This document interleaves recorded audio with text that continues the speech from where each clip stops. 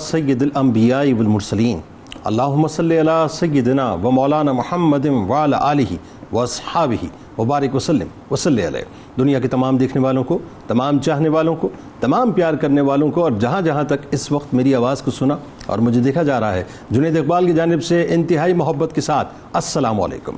ایک بار پھر ناظرین، آپ کو پر نور صبح میں صبح نور کے ساتھ میں دل کی گہرائیوں سے خوش آمدید کہتا ہوں، اور آئیے بلا توقف چلتے ہیں حضرت ابو انیس محمد برکت علی علیہ رحمہ کی تالیف اسماء النبی کریم صلی اللہ علیہ وآلہ وسلم سے رسول اللہ صلی اللہ علیہ وآلہ وسلم کا ایک اسم مبارک پڑھنے اور سننے کی سعادت حاصل کرتے ہیں۔ سیدنا نبی الحرمین صلی اللہ علیہ وآلہ وسلم، ہمارے سردار حرمین شریفین کے نبی، درود و سلام بھیجے اللہ آپ صلی اللہ علیہ وآلہ وسلم پر، آپ صلی اللہ علیہ وآلہ وسلم کے آل پاک پر، اور صحابہ کرام رضوان اللہ تعالیٰ علیہم اجمعین پر۔ حضرت عبداللہ ابن عمر رضی اللہ تعالیٰ عنہما بیان کرتے ہیں کہ حضور نبی کریم صلی اللہ علیہ وآلہ وسلم نے ارشاد فرمایا کہ جو شخص اس شہر والوں یعنی اہل مدینہ کے ساتھ برائی کا ارادہ کرے گا، اللہ تبارک و تعالیٰ اسے دوزخ میں اس طرح پگھلائے گا جیسے کہ نمک پانی میں گھل جاتا ہے۔ آج دنیا میں آپ جہاں جہاں بستے ہیں ناظرین، ہمارے ساتھ ضرور رہیں، کیونکہ آج انشاءاللہ غزوہ خندق، اس کے اسباب اور واقعات اور نتائج پہ بات ہوگی۔ انتہائی اہم ترین اور بڑا ریلیونٹ موضوع ہے آج کے مسلمانوں کے لیے۔ ناظرین کرام، تاریخ گواہ ہے کہ مسلمانوں کے خلاف خطہ عرب میں اسلام دشمن قوتیں اپنی اپنی الگ کیپیسٹی میں جنگ کرتی رہی ہیں، ذہن میں رہے ناظرین، مگر سن 5 ہجری میں غزوہ خندق وہ غزوہ ہے جس میں ساری کی ساری اسلام دشمن قوتیں ایک ہی وقت میں مجتمع ہو کر مسلمانوں کے ہیڈ کوارٹر یعنی پہلی اسلامک اسٹیٹ یعنی مدینہ منورہ پر چڑھائی کے لیے آ چکے ہیں۔ اس پورے گیم پلان کے پیچھے ناظرین مدینہ پاک سے نکالے گئے قبیلہ بنو نذیر، جو اپنی نفرت اور دشمنی کی آگ کو دیگر اسلام دشمن قوتوں کے ساتھ ملا کر مکمل طور پر ٹھنڈا کرنا چاہتے تھے۔ بلکہ جملہ میں یہاں ادا کر دیتا ہوں، یہ وہی رفٹ ہے ناظرین، وہی نفرت ہے، وہی بغض ہے، وہی عداوت ہے، وہی دشمنی ہے جو آج بھی آپ کو نظر آتی ہے کہ وہ نکلے تو تھے اور یہ کمٹمنٹ کر کے نکلے تھے۔ مسلمانوں کے خلاف شدت اس حد تک پہنچ چکی تھی کہ قریش کے 50 سرداروں نے خانہ کعبہ کا غلاف پکڑ کر خانہ کعبہ کی دیواروں سے اپنے سینے لگا کر یہ عہد کیا کہ ہم میں سے جب تک ایک شخص بھی باقی ہے وہ اسلام کے خلاف جنگ جاری رکھے گا۔ لیکن حضرین مجھے ایک جملہ کہنے دیں، کیا معلوم تھا صاحب کہ خانہ کعبہ کا غلاف نہ ان ہاتھوں کو جانتا ہے اور نہ ان سینوں کو پہچانتا ہے؟ خانہ کعبہ کا غلاف اور دیواروں کے پاس تو اس ہستی کے دستے مبارک کے لمس کا پاسورڈ ہے، اس لمس کا پاسورڈ ہے جن کے اجداد اپنے دست ہائے مبارک سے خانہ کعبہ کو بنا گئے، خانہ کعبہ کو بچا گئے۔ ناظرین کرام، پھر لمحہ بلمحہ یعنی جو بدلتی ہوئی سیاسی اور عسکری صورتحال تھی اس کی نبض پر سرکار مدینہ صلی اللہ علیہ وآلہ وسلم نے نظر رکھی ہوئی تھی، یعنی مصطفی انٹیلیجنس نے بر وقت خبر دے دی کہ اسلام مخالف قوتیں ایک ہی جھنڈے تلے جمع ہو کر مسلمانوں کو صفحہ ہستی سے مٹانے نکل چکی ہیں۔ یعنی چیف آف مسلم آرمی نے اپنے جانثار حضرت سلمان فارسی رضی اللہ تعالیٰ عنہ کے مشورے سے پہلی مرتبہ عرب کی زمین پر ایک نئی وار اسٹریٹجی انٹروڈیوس کرائی مدینہ پاک کی سیکیورٹی کے لیے۔ اس کے چاروں طرف یعنی جو خاص طور پر شمال کا ایریا تھا ناظرین، وہاں پر خندقیں کھودی گئیں۔ انتہائی تکبر میں مبتلا قریش مکہ، عرب کے مشرک قبائل اور مدینے کی قبائل ایک مشترکہ فورس تشکیل دے کے، یوں کہیے اگر میں سمجھانے کے لیے بات عرض کروں کہ اس وقت کی نیٹو فورس مسلمانوں کے خلاف 12,000 کا لشکر جرار لے کر اس کے ساتھ جدید ترین اسلحہ اور مضبوط ترین سامان موجود تھا، اس سے لیس ہو کر پہلی اسلامک اسٹیٹ یعنی مدینہ منورہ پر حملہ آور ہونا چاہتی تھی۔ پھر ایک رک کے جملہ ادا کرتا ہوں، وہ موقع ذہن میں رکھیے گا ناظرین کہ وہ حملہ آور مکمل طور پہ مجتمع ہو کے ہونا چاہتے تھے، اور پھر وہ جو بات آ رہی ہے ملحمۃ الکبریٰ کی، وہ جسے ہم ہرمجدون کہتے ہیں، ارمگڈون کہتے ہیں ناظرین، وہ بھی ایک وقت ہوگا کہ ایک بار پھر وہ مجتمع ہو کے مسلمانوں کے خلاف کھڑے ہوں گے۔ بہرحال ناظرین، یعنی دشمن کے جو قبیلے تھے ناظرین، اس میں خاص طور پہ جو بنو قریظہ تھا، ان کی صورتحال یہ تھی کہ وہ اندر سے خلاف ہوئے تھے، منافق تھے، اور باہر سے یہ فورس کھڑی ہوئی تھی۔ تاریخ یہ بتاتی ہے کہ یہ اتنا بڑا لشکر تھا کہ مدینہ طیبہ کی پوری آبادی عورتوں، بچوں، بوڑھوں اور جوانوں کو ملا کر اس کے برابر نہ تھی۔ نبی کے سپاہی صرف 3,000 تھے مگر عزم و یقین اور اللہ پر ایمان اپنی معراج پر تھا۔ حضرت انس رضی اللہ تعالیٰ عنہ سے مروی ہے کہ جاڑے کا موسم تھا، غضب کی سردی تھی، صحابہ کرام رضوان اللہ تعالیٰ علیہم اجمعین بھوک سے نڈھال تھے، تھکاوٹ سے چور تھے، لیکن اپنے محبوب قائد کے ارشاد کی تکمیل میں سرگرم تھے۔ شمع توحید کے ان پروانوں کو اللہ تعالیٰ کے پیارے حبیب صلی اللہ علیہ وآلہ وسلم نے جاں بازی اور فدائیت کا یوں مظاہرہ کرتے ہوئے دیکھا تو آپ نے اپنے دستے مبارک کو ان کے لیے دعا کے لیے بلند کر دیا ناظرین، اور ایسی دعا کی یعنی زندگی تو آخرت کی ہے مگر میرے پروردگار انصار و مہاجرین کو بخش دے۔ اپنے حق میں کن کی کنجی کی زبان مبارک سے دعا سن کر صحابہ کرام رضوان اللہ تعالیٰ علیہم اجمعین پر وجد کی کیفیت طاری ہو گئی، کیف و سرور سے بے خود ہو کر، عشق و مستی سے سرشار ہو کر پکار اٹھے کہ ہم منزل عشق و محبت کے وہ مسافر ہیں جنہوں نے اپنے ہادی و مرشد کے دستے مبارک پر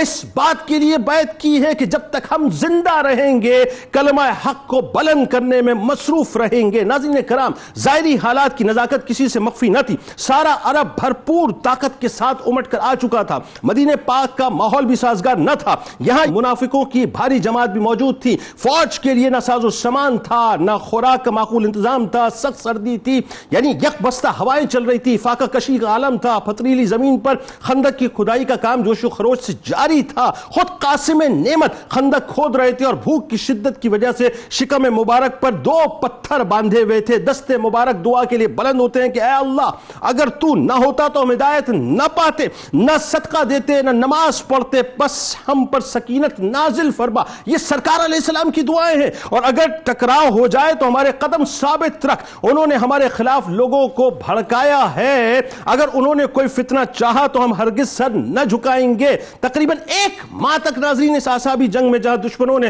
پورے مدینے کا محاصرہ کیا ہوا تھا، اندر بھی دشمن تھے، باہر بھی دشمن تھے، لیکن کمال یہ ہوا کہ اللہ کی نصرت آئی، اللہ کی مدد آئی، اور وہ تمام دشمن میدان کو چھوڑ کر بھاگے۔ یعنی ان حالات میں مالک و مختار کے وہ جملے کہ آپ نے فرمایا جس وقت آپ نے 3 کدالیں چٹان پہ ماری تو آپ نے دنیا کی سپر پاورز یعنی رومن امپائر، پرشین امپائر اور یمن کے لیے کہا تھا کہ اب فتح کی بشارت ان کی ہے، یعنی اس وقت آپ نے فرما دیا تھا کہ مسلمان فتح کریں گے۔ اور تاریخ نے دیکھا ناظرین کہ عمر فاروق رضی اللہ تعالیٰ عنہ کا دور آیا اور مسلمانوں کے گھوڑوں کی ٹاپوں نے فارس اور روم کی زمین کو رون کے رکھ دیا۔ بس اس کا کرکس ہی ہے صاحب کہ وہاں توکل تھا اور عشق مصطفیٰ صلی اللہ علیہ وآلہ وسلم۔ میں چاہتا ہوں سب سے پہلے ذرا سننے والوں کو جو ہمارے مسلمان بڑے آج کل مصلحت پسند ہو گئے ہیں، اس کا ذرا پس منظر بھی بتائیے، اور یہ بھی بتائیے کہ قریشیوں کی جو نفرت تھی اور وہ صرف اس وقت بھی تھی اور آج بھی ہیں اسی طرح سے، اور مسلمانوں کے خلاف جو فیصلہ کن یہ مارکا ہوا اس میں کس طرح سے جمع ہوئے، بتائیے۔ بسم اللہ الرحمن الرحیم۔ بہت شکریہ۔ حضور اکرم صلی اللہ تعالیٰ علیہ وآلہ وسلم جب مدینہ منورہ تشریف لائے ہیں تو نبی مکرم علیہ الصلوۃ والسلام کے ذہن میں یہ بات تھی کہ اللہ تبارک و تعالیٰ کے دین کی اب ترویج و اشاعت کے لیے ہمیں کوئی رکاوٹ کا سامنا نہ ہو اور ہم الگ سے رہ کر اللہ تعالیٰ کے دین کی دعوت دیں۔ لیکن ظاہر ہے کہ کفار کو یہ بات پسند نہ تھی، کفار قریش کو، کہ حضور صلی اللہ تعالیٰ علیہ وآلہ وسلم اپنے اصحاب کے ساتھ بالکل آزادانہ طریقے سے اللہ تعالیٰ کے دین کی دعوت دیں۔ تو ظاہر ہے کہ وہاں سے پھر مسلسل جو ہے وہ مداخلات ہوتی رہی، سازشیں ہوتی رہیں، یہاں تک کہ نبی مکرم علیہ الصلوۃ والسلام کو بدر کے میدان میں کفار کے آمنا سامنا ہوا، احد میں آمنا سامنا ہوا، اور احد میں جب ان کو شکست فاش ہوئی ہے تو اس وقت انہوں نے یہ بات کہی تھی کہ اب ہمارا مقابلہ اگلے سال اسی مقام پر ہوگا۔ نبی مکرم علیہ الصلوۃ والسلام نے کہا ٹھیک ہے، ہمارا بھی تمہارا مقابلہ ہوگا۔ حضور صلی اللہ تعالیٰ علیہ وآلہ وسلم 1500 افراد کے ساتھ وہاں تشریف لے گئے، کسی خاص تاریخ کو، ماہ شوال میں جو موقع تھا وہاں تشریف لے گئے، بدر کے مقام احد کے مقام پر، یعنی بدر کے بعد جو احد کا مارکا ہوا تھا، کہا کہ یہاں پر جو ہے مطلب ہمارا تمہارا دوبارہ مقابلہ ہوگا احد کے بعد۔ لیکن جو ہے وہ انہوں نے قحط سالی کا بہانہ کیا کہ خوش سالی قحط سالی کو لہذا اب ہمارا اور آپ کا مقابلہ نہیں ہو سکے گا۔ تو اس کے بعد اگلا سال آیا سن 5 ہجری کا، تو اس وقت یہ کہ نبی مکرم علیہ الصلوۃ والسلام نے چونکہ حضور چاہتے تھے کہ جو مدینہ منورہ میں رہنے والے ہمارے حلیف قبائل ہیں ان سے ہم ایک ایسا معاہدہ کر لیں کہ تم بھی امن سے رہو، ہم بھی امن سے رہیں، اور ہم اللہ تبارک و تعالیٰ کے دین کی ترویج و اشاعت کا معاملہ سر انجام دے سکیں۔ تو اب یہاں سے کچھ لوگوں نے بغاوت کی، اور یہ قبیلہ بنی نوزیر جو تھے یہ لوگ یہاں سے گئے کفار قریش کے پاس، اور وہاں جا کے انہوں نے ایک بڑے لشکر کی تیاری کی، اور بڑے باتیں جو آپ نے تفصیل ذکر کی ہے، کوئی بھی نقطہ وغیرہ کے ساتھ جو 4-5 لوگ تھے، 6 افراد تھے، پھر بعد میں ان کی تعداد سرداران قریش کے ساتھ 50 تک پہنچی، اور پھر پوری تفصیل ہے اس کی، ہم مختصراً ذکر کرتے ہوئے آگے بڑھتے ہیں تاکہ بات ہم ذکر کر سکیں کہ جب یہ سارا معاملہ ہو گیا تو پھر ایک معاہدہ ان کے درمیان یہ ہوا کہ اب کچھ بھی ہو جائے ہمیں یکبارگی اب ایسا حملہ کرنا ہے کہ مدینہ منورہ میں جتنے مسلمان موجود ہیں اور الیاذ باللہ تعالی حضور اکرم صلی اللہ تعالی علیہ وآلہ وسلم کے بارے میں بھی کہ اب بالکل ختم کر دینا ہے اس سارے معاملے کو اور اب بھرپور طریقے سے حملہ کرنا ہے. تو جب یہ ساری صلاحیت اور سارا معاملہ ہوا تو اللہ تبارک و تعالی کے محبوب علیہ الصلوۃ والسلام تک اس کی خبر پہنچی. حضور صلی اللہ تعالی علیہ وآلہ وسلم نے پھر جو اس وقت طریقہ اختیار فرمایا وہ خندق کا تھا. قرآن پاک میں اللہ تبارک و تعالی نے ایک پوری سورہ مبارکہ اس پر نازل فرمائی, سورہ احزاب. یعنی قرآن پاک میں اللہ تعالی نے اس سورہ مبارکہ کی آیت نمبر 9 سے لے کر آیت نمبر 27 تک مکمل تفصیلات اس پوری جنگ کی بیان فرمائی ہے کہ کس طریقے سے کفار یہاں پہنچے اور کس طریقے سے انہوں نے سارا معاملہ کیا. حضور صلی اللہ تعالی علیہ وآلہ وسلم نے کیا طریقہ اختیار کیا خندق والا, اس کی تفصیلات. تو پھر اب یہ ساری چیزیں جب ہوئی ہیں تو اللہ تبارک و تعالی نے مسلمانوں کو اس پر فتح عطا فرمائی اور یہ وہ موقع تھا کہ بظاہر نکل کر مسلمانوں کا مقابلہ کرنا ایک بڑا مشکل محسوس ہوتا تھا کہ اس دور کے اعتبار سے 10 سے 12 ہزار کا ایک ایسا لشکر آ جانا کہ جس لشکر سے مقابلہ کرنا عام طور پر ممکن نہ ہوتا تھا. اور پھر عورتیں بھی ہیں, بچے بھی ہیں, بزرگ بھی ہیں, بوڑھے بھی ہیں اور پھر وہاں پہ افرادی قوت بہت زیادہ ہے. اگر میں ذکر کروں تو یعنی کفار قریش کی طرف سے جو تعداد تھی 4000 افراد پیدل فوجی تھے ان کے. ٹھیک ہے, جو کفار قریش اپنے ساتھ لے کر کے آئے تھے. اسی طریقے سے 300 گھڑ سوار تھے, 1500 اونٹ سوار تھے ان کے ساتھ. یہ تو صرف ایک طرف کی میں بات بتا رہا ہوں. اور 1500 اونٹوں پہ سوار افراد تھے. قبیلہ بنی غطفان جو ان کے ساتھ شامل تھا, 4 بڑے بڑے قبائل جو کفار قریش کے ساتھ شامل تھے, 1000 افراد تو ان کے تھے فقط. تو ظاہر ہے کہ یہ جب یکبارگی ہر طرف سے آئے ہیں تو تقریباً ٹوٹالٹی میں 12000 10 سے 12000 کی تعداد. ظاہر ہے کہ اس دور میں یہ تعداد بہت زیادہ شمار کی جاتی تھی. تو لہذا اس اعتبار سے نبی مکرم علیہ الصلوۃ والسلام نے جو ہے پھر وہ اور جدید اسلحہ ان کے پاس موجود, وہ جو پوری تیاری ہو سکتی ہے نا, سامان تعیش موجود, پوری تیاری ہر اعتبار سے. یہاں پہ ایک بات اور میں ذکر کرنا چاہتا ہوں, وہ یہ ہے کہ دیکھیے حزب یہ لشکر کو کہا جاتا ہے, اس کو کہا گیا غزوہ احزاب, غزوہ خندق بھی کہا گیا, غزوہ احزاب بھی کہا گیا. یعنی یہاں پہ ایک حزب ایک لشکر نہیں آ رہا بلکہ جمع ذکر کیا گیا احزاب, یعنی وہ سارے لشکر چھوٹے بڑے تھے وہ سب کے سب جمع ہو گئے تھے. مگر وہی بات ہے کہ اللہ تبارک و تعالی کے محبوب صلی اللہ تعالی علیہ وآلہ وسلم نے جو اپنے غلاموں کی تربیت فرمائی, حضور صلی اللہ تعالی علیہ وآلہ وسلم نے اس وقت جو اپنے غلاموں سے کلام کیا اور نبی مکرم علیہ الصلوۃ والسلام نے عملی تفسیر بن کر اس کی جو اس یعنی خندق جب کھودی جا رہی ہے تو حضور خود بھی کھود رہے ہیں, حضور نے اپنے پیٹ پہ پتھر بھی باندھے ہوئے ہیں, صحابہ کرام علیہ رضوان کے ساتھ بھی سب موجود ہیں. تو حضور نے اپنی ذات کے اعتبار سے عملی تفسیر بن کر یہاں بیان کیا. اور جو آیت مبارکہ ہم تلاوت کرتے ہیں لقد کان لکم فی رسول اللہ اسوۃ حسنہ, یہ اسی موقع پہ نازل ہوئی ہے. اچھا, اگرچہ یہ موقع یہی ہے لیکن اس کا حکم عام ہے قیامت تک کے لیے. یعنی تم اپنے آپ کو دیکھتے ہو کہ تم جو ہے وہ پریشانی میں ہو تو میرے محبوب کو دیکھو, لقد کان لکم فی رسول اللہ اسوۃ حسنہ. تو یہ آیت مبارکہ بھی اسی سورہ مبارکہ کے اندر موجود ہے. یعنی طے یہ ہوا اور یہ بات لوگوں کو کلیئرٹی سے سمجھ آ گئی کہ اب یہ ذرا تھوڑا ویژولائز لوگ کریں تصوراتی طور پہ کہ 3000 مسلمان ہیں.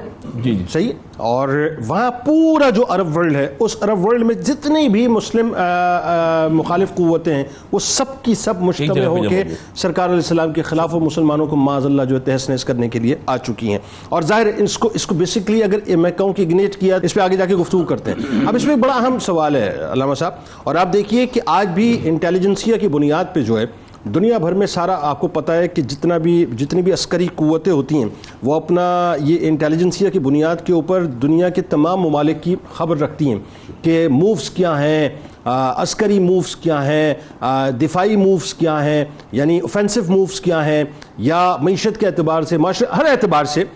سرکار علیہ السلام نے اس وقت یہ جو انٹیلیجنسیا کا جو کردار ہے وہ انٹروڈیوس کروایا. تو پہلے تو یہ کہ مسلمانوں کی جو انٹیلیجنس تھی وہ آپ بتائیے. دوسرا جو مدینہ پاک کی حفاظت کے حوالے سے پہلی مرتبہ جو ایک خندق بنانے کی اسٹریٹجی انٹروڈیوس کروائی وہ بتائیے. مسلمانوں کی جو حالت زار تھی, آج ہم حالت زار میں ہی ہیں نا, اور آج ہم روتے ہیں کہ صاحب گھٹنے ٹیک دیں کسی طرح سے, لیکن مسلمانوں نے ایک بڑا دوسرا درس دیا, وہ آپ بتائیے. اور سپر پاورز کی, یعنی ایک تو خندق کا مارکا ہے سامنے, اور سپر پاورز کی جو ہے اپنا وہ ختم ہونے کی تہس نہس ہونے کی بشارتیں دی جا رہی ہیں, یہ کیسی بات ہے بتائیے ذرا. جی بسم اللہ الرحمن الرحیم. غزوہ احزاب ایک بہت بڑا غزوہ ہے. قرآن مجید فرقان حمید نے فرمایا اذ جاءتکم جنود, فرمایا ایک جند نہیں آیا بلکہ کئی جنود لشکر در لشکر آئے. حزب نہیں آیا فلما رأى المؤمنون الاحزاب, فرمایا کہ کئی لشکر ایک ساتھ امڑ پڑے. کیسے امڑے؟ اذ جاءکم من فوقکم ومن اسفل منکم, وَإِزَّاغَتِ الْأَبْصَارُ وَبَلَغَتِ الْقُلُوبُ الْحَنَاجِرَ. اللہ اکبر. فرمایا اتنے الکفر ملت واحدہ جس کا آپ نے ذکر فرمایا کہ سارا عالم کفر اور سارا عالم عرب اس طرح امڑ کر آ گیا کہ آنکھیں پتھرا جائیں اور کلیجہ منہ کو آئے. تظنون باللہ ظنونا. اور وہ گمان کرنے لگے کہ یہ کیا ہو گیا ہے. اتنے مشکل ترین حالات. هُنَالِكَ ابْتُلِيَ الْمُؤْمِنُونَ وَزُلْزِلُوا زِلْزَالًا شَدِيدًا. مسلمانوں کو جھنجھوڑا گیا. مسلمانوں کا ایک اتنا بڑا امتحان تھا کہ جس کی تاریخ کے اندر کوئی نظیر نہیں ملتی ہے. لیکن اللہ تبارک و تعالیٰ کے نبی صلی اللہ علیہ وسلم کو جیسے انٹیلیجنس کے ذریعے خبر ملی کہ یہ سارے کے سارے یہودیوں کی ایما پر اور یہودیوں کے اکسانے پر قریش بھی کھڑے ہو گئے اور سارے کے سارے کھڑے ہو گئے. نبی کریم صلی اللہ علیہ وسلم نے اپنے غلاموں کو جمع کیا اور مشاورت فرمائی. وَشَاوِرْهُمْ فِي الْأَمْرِ. یہ آقا دو جہاں صلی اللہ علیہ وسلم کا معمول تھا. یعنی وہاں تیاری ہو رہی ہے یا مشاورت ہو رہی ہے. انٹیلیجنس سے خبر مل گئی. حضور علیہ السلام نے مشاورت فرمائی اور مشاورت فرمانے کے بعد صحابہ کرام سے پوچھا کہ بھئی کیا کیا جائے. عرض کی یا رسول اللہ جیسے آپ فرمائیں گے. آپ کہیں گے شہر میں رہ کے لڑیں گے, آپ کہیں گے شہر سے نکل کے لڑیں گے. فرمایا ہم بنی اسرائیل نہیں ہیں جنہوں نے من و سلوہ کھایا اور کہا کہ آپ جائیں اور آپ کا رب جائے جا کر جہاد کرے. آپ جیسے کہیں گے. اللہ اکبر. قرآن کہتا ہے ہونا تو یہ چاہیے کہ اتنا بڑا لشکر دیکھ کے انسان ڈر جائے. فلما رأى المؤمنون الأحزاب قالوا هذا ما وعدنا الله ورسوله وصدق الله ورسوله. فرمایا کہ اس لشکر کو دیکھ کے کہنے لگے اچھا یہ ہے جو اللہ کا وعدہ تھا اور اللہ نے اپنے وعدے کو سچ کر دکھایا. سبحان اللہ. منافقین یہ کہہ رہے تھے فلما رأى المؤمنون الأحزاب. مومنوں نے جب لشکر دیکھا انہوں نے کہا کہ اللہ نے وعدہ سچ کر دیا. منافقوں نے کہا ما وعدنا الله ورسوله الا غرورا. نعوذ باللہ من ذالک. اللہ رسول نے تو ہمارے ساتھ جھوٹ کیا, فراڈ کیا, اور یہ تو آج ہم مرنے لگے, آج ہم ختم ہونے لگے. آقا دو جہاں صلی اللہ علیہ وسلم نے مشاورت بلائی اور جس کا ذکر کیا آپ نے کہ سیدنا سلمان فارسی رضی اللہ تعالیٰ نے ذکر فرمایا کہ یا رسول اللہ ہم نے فارس کے اندر دیکھا کہ جب ایسی حالات ہوتے تھے تو خندق کھود کے ہم لڑتے تھے. تو پہلی مرتبہ عرب کے اندر جو ہے خندق کھودنے کا رواج جنگ کے اندر ہوا. سیدنا سلمان فارسی رضی اللہ تعالیٰ جن کے لیے حضور نے فرمایا سلمان منی و سلمان من اہل بیت. انہوں نے یہ مشاورت دی اور حضور نے ان کے مشاورت کو قبول کرتے ہوئے خندق کو کھودنا شروع کیا. اس کی اسٹریٹجی کیا اختیار یعنی کس طرح سے کھودی گئی وہ ذرا دیکھیں جی. کھودنے کے لیے صحابہ کرام دست صحابہ کرام کو منتخب کیا گیا, ٹولیاں بنائی گئی اور سب کی ذمہ داری لگائی گئی کہ خندق کھودیں. اور خندق کھودنے کے اندر آقا دو جہاں صلی اللہ علیہ وسلم نے اپنے آپ کو پیچھے دے رکھا. صحابہ کرام فرماتے ہیں ہم دیکھ رہے ہیں کہ سردی کا موسم ہے لیکن حضور علیہ السلام کا پورا جسم مبارک مٹی سے اٹا ہوا ہے. اللہ کسی ڈرائنگ رومز میں بیٹھ کر جو ہے وہ لیڈ نہیں کر رہے ہیں, کسی اور جگہ بیٹھ کے لیڈ نہیں کر رہے ہیں, میدان کے اندر اترے اور اتر کر. اور پھر جب صحابی رسول نے ان حالات کے اندر قسم پرسی کے اندر جیسے آپ نے فرمایا کہ حالات اتنے مشکل ترین ہیں کچھ کھانے کے لیے نہیں, تو ایک صحابی رسول نے اپنے پیٹ سے کپڑا اٹھا کر حضور علیہ السلام کو دکھا دیا. غالباً حضرت طلحہ رضی اللہ تعالیٰ عنہ. جی حضور علیہ السلام نے جب دیکھا تو حضور نے پھر ان کی شفقت و محبت ان کے پیار کو بڑھانے کے لیے حضور نے اپنا بھی کپڑا ہٹا دیا. صحابہ کرام نے فرماتے ہیں کہ ہم نے جب وہ منظر دیکھا تو حیران ہو گئے. 2 پتھر باندھے ہوئے تھے. سیدنا جابر رضی اللہ تعالیٰ نے جب یہ دیکھا اور آپ تشریف لے گئے اور آپ کی بڑی مشہور دعوت ہے جو آپ نے خندق والوں کی فرمائی. اچھا اس دعوت پہ تو آتے ہیں لیکن علامہ صاحب اس میں ایک بات جو بڑی اہم ترین ہے, میں جب وہ پڑھ رہا تھا پورا اس کی ڈائنامکس تو میں دیکھ رہا تھا کہ شمال کا علاقہ ایسا تھا کہ جہاں سے وہ داخل ہو سکتے تھے اور شمال ہی کے علاقے میں انہوں نے خندق مطلب بنائی اور 40 گز لمبی, 5 گز جو ہے اس کی ڈیپتھ تھی, 5 گز اس کی چوڑان تھی. اور یہ کتنا مشکل ترین کام تھا اس دور کے اندر جو کہ مطلب تصور سے باہر تھا اور صحابہ نے تندہی کے ساتھ اس کام کو انجام دیا. میں صرف اس جملہ ایک کہوں گا, دیکھیں قرآن مجید نے فرمایا کہ اوپر سے بھی وہ آ رہے ہیں اور نیچے سے بھی آ رہے ہیں. ٹھیک ہے, ادھر سے مکہ مکرمہ کی طرف سے بھی, ادھر نیچے کی طرف سے بھی, چاروں طرف سے حملہ کر دیا. اور حالات اتنے مشکل ہو گئے کہ جس کی کوئی انتہا نہیں تھی. آقا دو جہاں صلی اللہ علیہ وسلم خندق کھود رہے تھے, صحابہ کرام کھود رہے تھے, اچانک ایک بہت بڑی چٹان آ گئی. صحابہ کرام حاضر ہوئے سیدنا سلمان فارسی, یا رسول اللہ یہ چٹان ہم سے ٹوٹ نہیں رہی ہے. حضور علیہ السلام نے اپنے مبارک ہاتھوں میں کدال لیا اور ایک ہی آپ نے اس پر ضرب لگائی تو فرمایا ایک روشنی اٹھی. جب روشنی اٹھی چٹان کے تو ٹکڑے ٹکڑے ہو گئے. حضور علیہ السلام نے فرمایا اوتیت مفاتیح الشام, فرمایا شام کی ساری چابیاں مجھے دے دی. یعنی رومن امپائر کھلائپس ہو سارے کا سارا. دوسری ضرب لگائی, فرمایا اوتیت مفاتیح فارس, فرمایا فارس کی ساری چابیاں میرے ہاتھ میں, یعنی پرشین امپائر کھلائپس ہو. بالکل. تیسری ضرب لگائی, فرمایا اوتیت مفاتیح الیمن, فرمایا یمن کی ساری کنجیاں بھی مجھے پیش کر دی. اوتیت مل گئی ہیں وہ وہ منافقین دیکھے کہ لگی کیسی بات، ہاں یہ طنز کیا تھا معاذ اللہ انہوں نے، کیسی باتیں کر رہے ہو، یہاں پر چاروں طرف سے گھیرے ہوئے اور تم کہہ رہے ہو ساری کی ساری سلطنت ما وعد اللہ ورسولہ الا غرورا، یہ اللہ رسول نعوذ باللہ من ذالک ہم سے جھوٹ بول رہے ہیں، ہم تو مشکلات کے اندر ہیں، ہمارے بچے ہمارے گھر والے محفوظ نہیں ہیں، ہمیں تو راستہ دیجئے، ہم اپنے بچوں کو بچانے کے لیے جائیں۔ اللہ اکبر۔ اس میں ایک جملہ کہوں گا، حالانکہ جیسے آپ نے اشارہ دیا کہ یہ سیدنا عمر فاروق رضی اللہ تعالیٰ کے زمانے کے اندر فتح ہوئی، لیکن حضور کیا فرما رہے ہیں کہ عطا کر دی گئی۔ اس کا مطلب ہے کہ سیدنا عمر فاروق رضی اللہ تعالیٰ کی خلافت اور حضور کی آپ کی جتنی فتوحات ہیں وہ اصل میں میرے آقا صلی اللہ تعالیٰ علیہ وسلم کیا کہنے ساری برکتیں، ساری رحمتیں، ساری عطائیں جو ہے آقا دو جہاں صلی اللہ تعالیٰ علیہ وسلم کا صدقہ ہے کہ اس میں کوئی دوسری ساری کی ساری نعمت، کوئی دوسری بات آگے بڑھاتے ہیں۔ بڑی خوبصورت اس وقت جس پیران میں گفتگو ہو رہی ہے ڈاکٹر صاحب، اور یہ ظاہر ہے اس وقت یہ ایک ہسٹوریکل جو بیک گراؤنڈ ہے اور ساتھ ساتھ وہ جو محبتیں، حلاوتیں، عشق اور اللہ پر توکل، یہ لوگوں کو پتہ چلنا چاہیے۔ آج کے مسلمانوں کو ہم بڑے جو ہے وہ اپنا معذرت خانہ رویے اختیار کرتے ہیں۔ دشمنوں کے لشکر کا جو قیام ہے یہ خود اٹ سیلف ایک بہت بڑا سمجھ لیجیے تھریٹ تھا، کیونکہ دشمن آپ کے بالکل سر کے اوپر کھڑا ہوا ہے۔ کتنے عرصے رہا یہ بتائیے۔ اس کڑے امتحان میں اب یہ ہے وہ موقع جو آج مسلمانوں کو سمجھنے کی ضرورت ہے صاحب، کہ وہ جو صبر ہے، بہادری ہے، استقامت ہے، توکل ہے، اس کا ایمان افروز منظر کیا تھا۔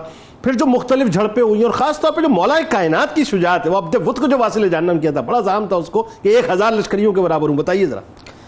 بسم اللہ الرحمن الرحیم۔ شوال کے مہینے میں غزوہ خندق کا یہ عظیم معرکہ رونما ہوا ہے، اور تقریباً 1 ماہ تک دشمن نے مدینہ طیبہ کا محاصرہ کیے رکھا۔ 1 ماہ تک محاصرہ۔ اور آپ اندازہ کیجئے کہ جس طرح اس سے قبل اس تمام منظرنامے پر گفتگو ہوئی ہے کہ حضور علیہ الصلوۃ والسلام خود خندق کھود رہے ہیں، آقا علیہ الصلوۃ والسلام کے شکم مبارک پر مٹی جم رہی ہے، آپ صلی اللہ علیہ وسلم اپنے صحابہ کے ساتھ تقریباً 3 دن تک آپ علیہ الصلوۃ والسلام فاقے سے ہیں، اور ایسے وقت میں آپ علیہ الصلوۃ والسلام خود اپنے شکم مبارک پر پتھر باندھ رہے ہیں۔ تو اس کانٹیکسٹ میں جس طرح مفتی صاحب نے بھی فرمایا کہ جو قرآن مجید کی آیت نازل ہوئی ہے، لَقَدْ كَانَ لَكُمْ فِي رَسُولِ اللَّهِ أُسْوَةٌ حَسَنَةٌ لِمَنْ كَانَ يَرْجُو اللَّهَ وَالْيَوْمَ الْآخِرَ وَذَكَرَ اللَّهَ كَثِيرًا۔ تو بتایا یہ جا رہا ہے کہ حضور علیہ الصلوۃ والسلام کی سیرت طیبہ کو غزوہ خندق میں دیکھو کہ آپ صلی اللہ علیہ وسلم خود صحابہ کے ساتھ مل کر خندق کھود رہے ہیں۔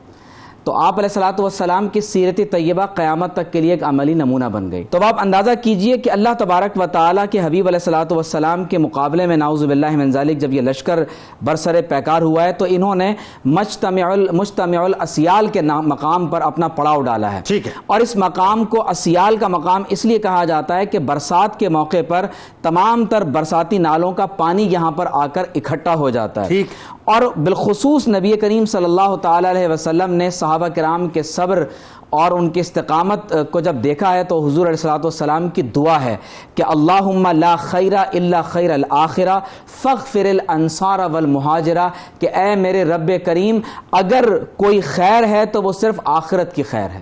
تو مسلمانوں کی جو نظر ہے وہ دنیا اور مادہ پرستی کی طرف نہیں ہوتی بلکہ وہ آخرت کی بھلائیوں کی طرف متوجہ ہوتے ہیں۔ اور فرمایا کہ اے رب کریم تو انصار اور مہاجرین دونوں کی مغفرت فرما دے۔ آپ صلی اللہ علیہ وسلم نے پہلے اس دعا میں انصار کا ذکر فرمایا، اور پھر آپ دیکھیے کہ حضرت زبیر رضی اللہ تعالی عنہ نے جب نوفل بن عبداللہ کو اس طور پر قتل کیا کہ آپ کی تلوار نے اس کے جسم کے زین سمیت 2 ٹکڑے کر دیے، تو اس پر بعض لوگوں نے کہا کہ اے حضرت زبیر آپ کی تلوار نے تو بہت زیادہ کمال کر دیا۔ تو آپ نے فرمایا کہ واللہ ما ہوا السیف ولکنہا الساعد، فرمایا یہ اللہ کی قسم تلوار کا کمال نہیں ہے بلکہ اس بازو کا کمال ہے جس کو اللہ نے یہ قدرت عطا فرمائی۔ اور پھر جو حضرت علی المرتضیٰ رضی اللہ تعالی عنہ کا واقعہ جس کی طرف آپ نے اشارہ کیا کہ ایک طرف خندق کا جو آپ سمجھیں کہ فاصلہ تھا وہ بہت کم تھا، تو عمر بن عبد ود جو عرب کا ایک بڑا شاہ سوار ہے وہ اپنے گھوڑے پر چھلانگ لگا کر مسلمانوں کی طرف آ جاتا ہے، اور اس نے آ کر اعلان کیا کہ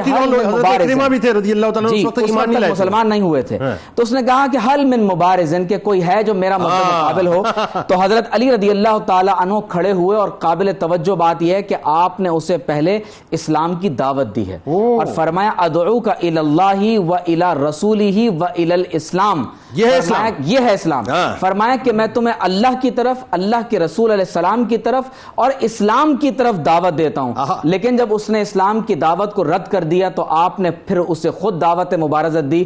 اور حدیث شریف میں آتا ہے کہ ایک ایسا وقت ہے کہ جب سارا کفر ایک طرف کھڑا ہے اور حضرت علی المرتضیٰ کی صورت میں سارا اسلام ایک طرف کھڑا ہوا ہے، اور جب دونوں ایک دوسرے کے ساتھ گتھم گتھا ہوئے اور غبار اڑنے لگا یہاں تک کہ لوگوں کو کچھ نظر نہیں آیا، تو اچانک تلوار کی ایک سخت آواز آئی اور لمحے بھر کے لیے خاموشی چھا گئی. اب تمام لوگ منتظر ہیں کہ اب منظر کیا سامنے آتا ہے. تو حضور علیہ الصلوۃ والسلام نے دیکھا کہ حضرت علی المرتضیٰ رضی اللہ تعالی عنہ نے عمرو بن عبد ود کے 2 ٹکڑے اس طور پر کیے کہ آپ کی تلوار ذوالفقار نے اس کے سر کو، اس کے خود کو اور اس کے جسم پر پہنے ہوئے بیت الآمر کو کاٹ کر جسم کے 2 ٹکڑے کر دیے، اور مسلمانوں نے نعرہ تکبیر بلند کیا. اور یہ ایسا لمحہ تھا 1000 لشکریوں کے بعد اس کے بعد پھر دشمن کی یہ جرت نہیں ہو سکی کہ وہ خندق کو پار. قربان جاؤں میرے مولا کائنات پہ، قربان جاؤں ان کی شجاعت و بہادری. علامہ صاحب یہ بتائیے، ایک موقع ایسا آ گیا، اب ظاہر ہے اتنی عسرت ہے، اتنی تکالیف ہیں اور اتنا جو ہے سو بھوک ہے، اس کیفیت کے اندر میرے سرکار کے معجزات کا ظہور ہوتا ہے. ایک دعوت حضرت جابر رضی اللہ تعالیٰ عنہ اپنے پیار میں دیتے ہیں اور ایک ہی بکری ہے، وہ ذرا بتائیے کیا معجزہ تھا. پھر نعمان بن بشیر رضی اللہ تعالیٰ عنہ کی بہن جو ہے محترمہ، وہ کھجوریں لے کے جاتی ہیں تو سرکار کے معجزات کا وہاں بھی ظہور ہوتا ہے. آغاز کیجیے، ذرا بتائیے کیا ہوا. بسم اللہ الرحمن الرحیم. نبی مکرم صلی اللہ تعالیٰ علیہ وآلہ وسلم نے فقط معجزات یا فقط دعاؤں سے ہی جنگوں کو نہیں جیتا، بلکہ عملی میدان میں حضور تشریف لائے، اور وہ نظر آ رہا ہے، وہ ہم نے گفتگو کی، بالکل ٹھیک ہے. اور اب دیکھیے کہ جہاں یہ ساری صورتحال بنی ہے کہ نبی مکرم علیہ الصلوۃ والسلام خود بھی غزوہ خندق میں تشریف فرما ہے، خندق کھود رہے ہیں، اور حضور صلی اللہ تعالیٰ علیہ وآلہ وسلم کا یہ معمول تھا کہ حضور نے صبح سے شام تک صحابہ کی ڈیوٹی لگائی تھی کہ صبح وہ آتے تھے اور پورا دن جو ہے وہ خندق کھودتے تھے، اور اس کے بعد جب شام ہوتی تھی گھروں کو تشریف لے جاتے تھے. یہاں میں ایک بات اور عرض کرنا چاہتا ہوں، کہیں بات رہ نہ جائیے، اور اگر اس کی وضاحت کی ضرورت ہو تو ضرور علماء وضاحت فرمائیں کہ نبی مکرم علیہ الصلوۃ والسلام کی یہ واحد جنگ ہے یا واحد غزوہ ہے کہ جس میں کفار نے ایک موقع پہ اتنا خطرناک طریقے سے حملہ کیا تھا کہ 4 نمازیں حضور ظہر، عصر، مغرب اور عشاء ادا نہ کر پائے تھے. اور حضور صلی اللہ تعالیٰ علیہ وآلہ وسلم نے بعد میں صحابہ کرام علیہم رضوان کو جمع فرمایا، حضرت بلال نے اذان دی اور حضور نے بعد میں ان نمازوں کو ادا فرمایا. یعنی یہ ایسا غزوہ ہے، ایسی جنگ ہے کہ عام غزووں اور جنگوں کے لیے تو حکم یہ ہے کہ بھائی اگر تمہیں کوئی خوف محسوس ہو تو ایک گروہ چلا جائے، وہ نماز پڑھ کے پھر دوسرا گروہ آ جائے. ان نماز خوف کی پوری جو ہے سورت النساء میں اللہ تعالیٰ نے بیان فرمائی ہے. لیکن یہ وہ جنگ ہے کہ جہاں صحابہ کو اتنا موقع ہی نہیں ملا کہ لوگ جا کے نماز پڑھ لیں. یعنی یہ کیفیت ہے، یعنی اتنا مشغول رکھا گیا اس رات جو خاص کفار نے حملہ کیا تھا. تو صبح سے لے کر عشاء تک یعنی حضور ایک نماز بھی یعنی اتنا موقع ہی نہ ملا کسی کو. آپ نے نمازیں پھر اس کے بعد ادا فرمائی. نبی مکرم علیہ الصلوۃ والسلام نے بعد میں ان نمازوں کو ادا فرمایا اور فرمایا صلوا کما رأیتمونی اصلی، جیسے میں نماز ادا کر رہا ہوں اس طریقے سے دیکھ کر تم نماز ادا کرو. گویا کہ قضا نمازیں ادا کرنے کا طریقہ بھی نبی مکرم علیہ الصلوۃ والسلام نے اچھا ٹھیک ہے، آپ کہنا چاہتے ہیں ٹھیک کہ صلوا کما رأیتمونی اصلی، جیسے میں نماز پڑھتا ہوں ویسے تو نماز پڑھو. بالکل میں نے کہا کہ اس بات کا ذکر بھی آ جائے کہ یہ بات رہ نہ جائے، کیونکہ اسی سے پھر سارے احکام وجہ پھر آگے ذکر کیے جاتے ہیں. اب یہاں کیفیت یہ ہے جو میں نے آپ کو عرض کیا کہ یہ کیفیت ہے کہ دشمن بالکل سب پہ موجود ہے اور صحابہ کرام علیہم رضوان خندق کھود رہے ہیں. سارا معاملہ کرنے کے بعد شام کو گھر جاتے ہیں. اب جب حضرت جابر رضی اللہ تعالیٰ عنہ نے حضور کی اس کیفیت کو دیکھا نا کہ ہمارے پیٹ پہ ایک پتھر، ہماری کمر بھوک سے جھکی ہوئی، اور حضور صلی اللہ تعالیٰ علیہ وآلہ وسلم کے شکم میں اتھر پہ 2 پتھر، اور صحابہ کرام علیہم نے کیفیت کو دیکھا، اپنی زوجہ کے پاس گئے اور کہا کہ تمہارے پاس کچھ موجود ہے؟ انہوں نے کہا کہ ایک بکری کا بچہ ہے اور جو ہے وہ چند سیر جو ہے ہمارے پاس جو ہے وہ جو موجود ہے. تو کہا کہ ان کی روٹی بنا لو جو کو پیس کر، اور جو ہے وہ سالن بنا لو بکری کا. تو حضور کی ہم دعوت کرتے ہیں. اب نبی مکرم علیہ الصلوۃ والسلام کی بارگاہ میں جب جانے لگے آپ شام کو عرض کرنے کے لیے، تو آپ کی زوجہ نے کہا دیکھیے 12 افراد کا ہم نے انتظام کیا، 10-12 افراد کا، ہمیں شرمندہ نہ کرنا. حضور کو یہی عرض کرنا کہ حضور آپ اپنے ساتھ چند افراد کو لے کر کے آ جائیں اور یہ ساری دعوت کے اہتمام. نبی مکرم علیہ الصلوۃ والسلام کی بارگاہ میں آپ نے عرض کیا یا رسول اللہ آپ کے لیے کچھ دعوت کا کھانے کا انتظام ہے. تو یہ نہیں کہ نبی مکرم علیہ الصلوۃ والسلام چند افراد کو لے کر چلے جاتے خاص دعوت، کیونکہ حضور نے یہ دیکھا کہ تمام محنت کر رہے ہیں. تو کہا کہ کھانا کتنا ہے؟ تو کہا کہ چند سیر جو اور بکری. تو حضور نے فرمایا کثیر طیب، ارے تو بہت سارا کھانا ہے. حضرت جابر یعنی حدیث میں یہ کہ حضور نے ان کی انگلیوں میں اپنی انگلیاں ڈال دی یوں کر اور ہاتھ پکڑا اس طریقے سے، اور صحابہ سے کہا کہ چلو جابر کیا دعوت ہے. اچھا ایک کنڈیشن بھی لگا نا کہ ہنڈیاں اتارنا مت جب تک میں نہ ہوں. اب جہاں سے چلے تو کہا کہ جابر گھر جاؤ, اپنی زوجہ کو کہنا کہ سالن چولہے پر باقی رہے, ہنڈیاں نہیں اتارنا, اور جب تک میں نہ پہنچ جاؤں روٹیاں پکانا شروع نہیں کرنا, آٹا گوندھیا روٹی پکانا شروع نہیں کرنا. نبی مکرم علیہ الصلوۃ والسلام نے کھانے میں برکت کی دعا فرمائی, مختصر کرتے ہیں, اور حضور نے اپنا لعاب دہن اور کہا کہ اب کرنا یہ ہے کہ آئیں 10 افراد آ کر کھائیں, 10 افراد آئیں اور آ کر کھائیں, 10 افراد آئیں آ کر کھائیں, آتے رہے جاتے رہے آتے رہے جاتے رہے. شواہد النبوہ میں ملا جابر رحمۃ اللہ تعالی علیہ نے اس بات کو ذکر فرمایا کہ اس وقت 1500 افراد تھے. 1500 افراد, یعنی وہ 12 افراد کا کھانا 1500 افراد کو کافی ہوا, اور بالکل اپنی اسی حالت میں موجود رہا, یہاں تک کہ نبی مکرم علیہ الصلوۃ والسلام نے جابر کو فرمایا جابر دعوت ہو گئی, سب نے کھا لی. کہا حضور سب نے کھا لیا. کہا اب یہ کھانا تمہارے لیے, تم کھاؤ اپنے رشتہ داروں کو کھلاؤ. اللہ, آپ دیکھیے کہ نبی مکرم علیہ الصلوۃ والسلام کی برکت. اسی طریقے سے یہ وہی جابر رضی اللہ تعالیٰ عنہ ہے نا, کہ جن کو پھر اس کے بعد آپ دیکھیے کہ پچھلی صدی کے اندر جب اللہ تبارک و تعالیٰ نے رفعت عطا کی کہ دنیا نے پھر آپ کے جلوے دیکھیں کہ آپ کی قبر جو آشکار ہوئی ہے, اور آپ نے خود بتایا کہ میں موجود ہوں, میں غلام ہوں سرکار علیہ السلام. اس طریقے سے عثمان بن بشیر رضی اللہ تعالیٰ عنہ کی جو ہمشیر ہیں ان کے بارے میں واقع موجود ہے کہ وہ کھجور, ان کی والدہ نے کھجوریں دی تھی, یہ لے کر کھجوریں جا رہی تھی اپنے ماموں عبداللہ بن رواحہ کی طرف, اور اپنے والد کی طرف لے کے جا رہی تھی. تو نبی مکرم علیہ الصلوۃ والسلام فرمایا تمہارے پاس کیا ہے؟ حضور خندق کھود رہے تھے, کہا حضور کھجوریں لے کر آئی ہوں والد محترم کے لیے اور جو ہے ماموں کے لیے. تو نبی مکرم علیہ الصلوۃ والسلام فرمایا کہ ٹھیک ہے چادر پھیلاؤ. کھجوریں لی, چادر پر رکھ دی, اور فرمایا کہ آؤ اہل خندق تمہارے لیے کھانا تیار ہو چکا ہے. کہتے ہیں سب اکٹھے ہو گئے, سب سیر ہو کر کھاتے رہے, اور کھجوروں کے اندر کسی بھی قسم کی کمی واقع نہ ہوئی. تیسرا واقعہ یہاں پہ جو ہے وہ یہ ہے کہ حضرت ام عامر جو ہے ایک برتن میں ایک قسم کا حسیس یعنی حلوہ بنا کر لے کر آئیں. نبی مکرم علیہ الصلوۃ والسلام نے اس میں بھی یہی فرمایا کہ اہل خندق آؤ تمہارے لیے کھانا تیار کیا گیا ہے. یعنی قلیل کھانے کو کثیر فرما دینا, اس میں کمی نہ ہونا, یہ میرے آقا علیہ الصلوۃ والسلام کے معجزات کثیرہ ہیں, جن میں سے 3 معجزات حضور صلی اللہ تعالیٰ علیہ وسلم کے وہ شوربے اور آٹے کے حوالے سے ہوں, کھجور کے حوالے سے ہوں, یہ ایک قسم کا جو حلوہ بنایا جاتا ہے اس حوالے سے وہ 3 واقعات کا ظہور اس غزوے کے اندر ہوا. حالانکہ کیفیت یہ ہے کہ صحابہ خندق کھود رہے, لیکن حضور صلی اللہ تعالیٰ علیہ وسلم ان کے لیے غذا کا اور طعام کا. علامہ صاحب آپ ذرا گفتگو فرمائیے کہ ایک تو یہ کہ بنو نذیر جب ظاہر نکالے گئے مدینہ پاک سے اور خیبر میں جا کے انہوں نے قیام کیا, اور اس کے بعد وہاں سے ایک وار اسٹریٹجی جو ہے باقاعدہ جو بغض کی صورت میں, نفرت کی صورت میں تھی, اس کو جنم دیا, پھر مکے جانا اور سارا جو کچھ بھی انہوں نے کیا. اچھا ایک قبیلہ موجود ہے بنو قریظہ کے نام سے مدینہ پاک میں, اور یہ دیکھیے یہ جو ڈائنامکس بنتی ہے وہ یہ کہ فرنٹ کے اوپر دشمن موجود ہے جن کے سامنے خندقیں کھدی ہوئی ہیں, اور بیک سائڈ پہ جو بنو قریظہ موجود ہیں. یعنی یہاں جو ہے وہ پہلے وہ حلیف تھے اور اس کے بعد وہ اندر ہی اندر جو ہے دشمنی ان کے اندر پیدا ہو گئی. تو کیا ہوا؟ ایک تو یہ کہ وہ دشمنوں کے ساتھ کیوں ملے اور کیا وجوہات ہوئی. دوسرا سرکار مدینہ صلی اللہ علیہ وآلہ وسلم نے تحقیق کرائی, کیسے کرائی. پھر ایک کردار اور جو بڑا اہم ہے سرکار مدینہ صلی اللہ علیہ وآلہ وسلم کی پھپھی جان کا حضرت صفیہ سلام اللہ علیہ کا, آپ کی شجاعت, آپ کی بہادری, عورتوں اور بچوں کو خاص طور پر پروٹیکٹ کرنا, بتائیے وہ کیا ہوا. جی بالکل, مدینہ پاک عقائد و جہاں سے وسلم جب تشریف لائے تو مدینہ فارغ کے ساتھ حضور علیہ السلام نے معاہدات فرمائے. اس میں سے بنو قریظہ بھی تھا, بنو قریظہ کے ساتھ معاہدہ تھا, اور جنگ جب شروع ہوتی ہے اور یہ سارے کے سارے کفار حملہ آور ہوتے ہیں تو بنو قریظہ شروع کے اندر ان کے ساتھ نہیں تھے. بعد میں حوی بن اخطب اور دوسرے سردار آئے اور انہوں نے آ کر بنو قریظہ سے کہا کہ بھئی یہ سب سے اچھا موقع ہے کہ ہم ادھر سے حملہ کر رہے ہیں, تم پیچھے سے حملہ. یہ بنو نذیر وہی جنہوں نے ساری پلاننگ کی. جی ہاں, ان کے سرداران نے آ کے کہا. پہلے تو بالکل منع کیا اس نے, بالکل ہم نہیں کریں گے, ہمارا معاہدہ ہے. لیکن جب اس نے بہت زیادہ کہا تو اس کے بعد وہ تیار ہو گیا. جب تیار ہو گیا اور عقائد و جہاں صلی اللہ علیہ وسلم تک یہ خبر پہنچی تو حضور علیہ السلام نے پہلے تحقیق کروائی.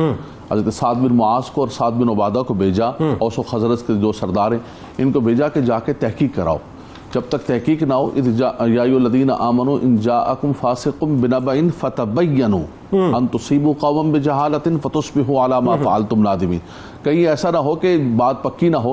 انہوں نے جا کے تحقیق کی, ان سے پوچھا تو ان کے تو احوال ہی بدلے ہوئے تھے, وہ تو گالی گلوچ پر اترے ہوئے, شرابہ باتیں. بلکہ سرکار علیہ السلام نے شرط لگائی تھی کہ اعلانیہ آ کے نہ بتانا اگر تم سمجھو کہ منحرف ہو گئے. حضور صلی اللہ علیہ وسلم نے فرمایا کہ اگر انہوں نے وہ ہمارے ساتھ ہی ہیں تو پھر تو آ کے اعلانیہ بتا دینا, لیکن اگر وہ پھر گئے ہیں تو تم نے خاموشی سے آ کے بتانا کہ مسلمان اعلان نہ کرنا, مسلمان بددل نہ ہوں, مسلمانوں کے اندر بددلی نہ پیدا ہو. انہوں نے آ کر اشارے سے 2-3 کلمات کہے جس سے حضور صلی اللہ علیہ وسلم سمجھ گئے.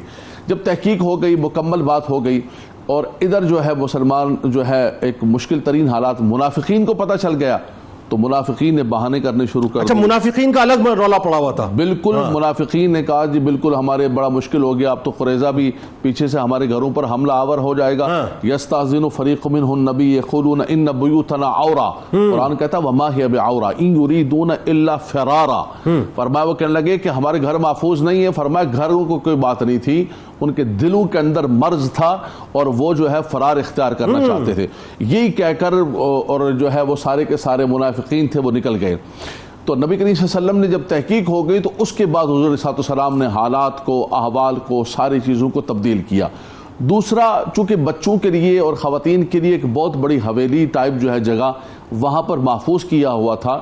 حضور علیہ السلام نے جتنی بھی جنگیں لڑی ہیں, دعائیں اپنی جگہ, ساری چیزیں اپنی جگہ, لیکن جو اسٹریٹجی ہے, جو حکمت عملی ہے, اس کو کسی بھی اعتبار سے کسی مقام پر واہ واہ واہ واہ. یہ ساری دنیا کے لیے جو ہے, ساری دنیا کے لیے, ہم سب کے لیے جو سب چیزوں کو ماننے والے, معجزات کو, دعاؤں کو, ہر چیز کو ماننے والے, لیکن یہ یاد رکھ لیں کہ پہلے حضور علیہ السلام نے سارے کے سارے احوال. تو ایک حویلی کے اندر سب خواتین کو, بچوں کو, حضرت حسان بن ثابت کو ان کو پر نگران متعین. اور یہ بنو قریظہ کے پاس یہ حویلی تھی, یہودیوں کے قریب. بنو قریظہ جو کہ پیچھے ہٹ گئے, تو حضرت صفیہ بنت عبد المطلب نے حضرت حسان سے کہا کہ یہ گھوم رہا ہے. پھر آپ خود اٹھی اور ایک لکڑی پکڑی آپ نے, اور جا کر آپ نے اس کو مارنا شروع کر دیا. ایک ضرب, دو ضرب, یہاں تک کہ وہ زمین پر گرا. اس کے بعد حضرت حسان سے کہا کہ میں اس کو ہاتھ نہیں لگا سکتی ہوں, اس کے سامان کو, اس کا سامان حرب آپ اٹھا کے لیں. یہ جب واقعہ ہوا تو اس کے بعد جو ہے بنو قریظہ کے اندر یہ خبر پہنچ گئی کہ یہ ان کی خواتین, انہوں نے کہا کہ یہاں بھی لشکر موجود ہے. ہاں یہ اصل میں سمجھ رہا ہوں, بعد میں سوال فلوٹ کرنا چاہ رہا ہوں اس پہ آپ سے. میں یہ سمجھ رہا ہوں کہ یہ اسٹریٹجی جو اختیار کی حضرت صفیہ سلام اللہ علیہ نے, چونکہ آپ جانتی تھیں کہ یہاں اس وقت مسلم مجاہدین موجود نہیں ہیں اور سب فرنٹ لائنرز کا کردار ادا کر رہے ہیں, تو چونکہ وہ تھریٹ دینا, آپ نے پوری بنو قریظہ کو بتا دیا کہ ایسا نہیں ہے, یہاں پر بھی لشکر موجود ہیں. اس کا یہ فائدہ ہوا کہ یہ ساری کی ساری خواتین اور سارے کے سارے گھر بار جو ہے وہ محفوظ ہو گئے. میں ایک جملہ صرف قرآن کا کہوں گا, اللہ اکبر اللہ اکبر. جنید بھائی, ہوتا یہ ہے کہ انسانی فطرت ہے کہ جب لشکریں آنا شروع ہوتی ہیں تو انسان جو ہے گھبرا جاتا ہے, لیکن قرآن کہتا ہے کہ حضور کے صحابہ کا ایمان دیکھے, وما زادہم الا ایمانا و تسلیما, فرما ان کا ایمان اور بڑھ گیا, ان کی تسلیم اور رضا اور بڑھ گئی. کہتے ہیں جہان بدل گیا, وما بدلوا تبدیلا. میرے نبی کے صحابہ نے حالات کیسے بھی ہوں, جنگ ہو, احزاب ہوں, کوئی بھی چیز ہوں, لیکن حضور کے جو جانثار ہیں وہ حضور علیہ السلام کے ساتھ. ناظرین کرام, بڑا ہی زبردست آج موضوع تھا اور بہت کمال گفتگو ہوئی ہے. بڑا زبردست یہ ڈاکیومنٹ, ضرور یوٹیوب پہ اس کو سرچ کیجئے گا. کتاب و شفا کی جانب چلتے ہیں اور دشمن پر فتح پانے کا عمل آپ کو بتلاتے ہیں. 40 دن تک مسلسل نماز عصر کے بعد سورہ محمد صلی اللہ علیہ وآلہ وسلم کا ورد کرنے سے بڑے سے بڑے دشمن پر فتح حاصل ہو سکتی ہے. حضرت علی کرم اللہ وجہ الکریم کا کمال قول مبارک ہے کہ اگر توکل سیکھنا ہے تو پرندوں سے سیکھو, جو شام کو لوٹتے ہیں تو ان کی چونچ میں کل کے لیے کوئی دانہ نہیں ہوتا.